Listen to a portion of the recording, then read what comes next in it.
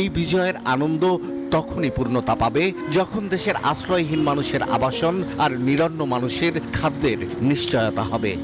এবারে বিজয় দিবস উদযাপিত হচ্ছে ভিন্ন এক আবহে।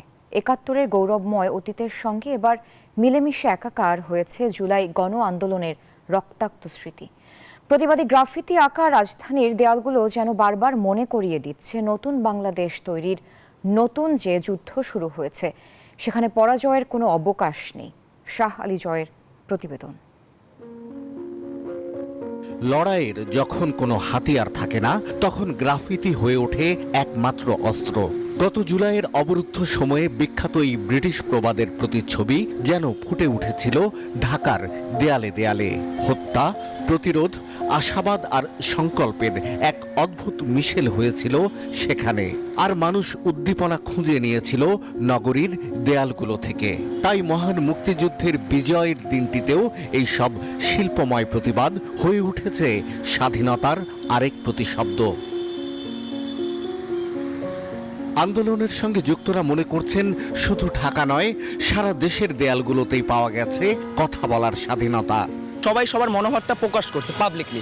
ধরেন যে আগে কি ছিল, আগে তারা একটা ফ্রেন্ড সার্কেলে বলতো, তাদের বন্ধুকে বলতো বা তাদের বাবা মাকে বলতো, বাট এখন ব্যাপারটা একটু ভিন্ন ছিল। সবাই সবার সামনে তুলে ধরছে তাদের মতামত। আমরা তো সবাই কথা বলতে পারিনি, তখন সবাই হচ্ছে তার যে কথাটা বলতে চেয়েছে সেটা হচ্ছে সে রং তুলিতে প্রকাশ করেছে বিভিন্ন দেয়ালগুলোতে। এবং দেয়ালগুলোতে আমরা এটা দেখতে পেয়েছি, কেউ হয়তো ছবি এঁকে করেছে, কেউ মিম বানিয়ে করেছে, কেউ ক্যালিগ্রাফি করে করেছে। জুলাইয়ের গণ অভ্যুত্থান দেখা হয়নি, তবে সে বিপ্লবের স্বরূপ কেমন ছিল দেয়ালে আঁকা গ্রাফিতি আর স্লোগানে বুঝে নিয়েছেন এই প্রবাসী পরিবার। বুঝলাম যে মানুষের আকাঙ্ক্ষা, মানুষের এই যে একটা পরিবর্তনের ফলে মানুষ কি চায়। Yeah, I think it's good. Everything's changing and evolving. রংতুলির আঁচড়ে ফুটে ওঠে বিপ্লব, বিদ্রোহ ও বিজয়ের চিত্র। এক কথায় শহরের দেয়ালগুলোতে যেন লেখা এক নতুন দিনের ইশতেহার, যা ঘোষণা করে বিজয়ের, ঘোষণা করে নতুন বাংলাদেশের। সবগুলোই কিন্তু এই 1971 সালে যে আকাঙ্ক্ষা, সেই আকাঙ্ক্ষার সাথে সংগতিপূর্ণ।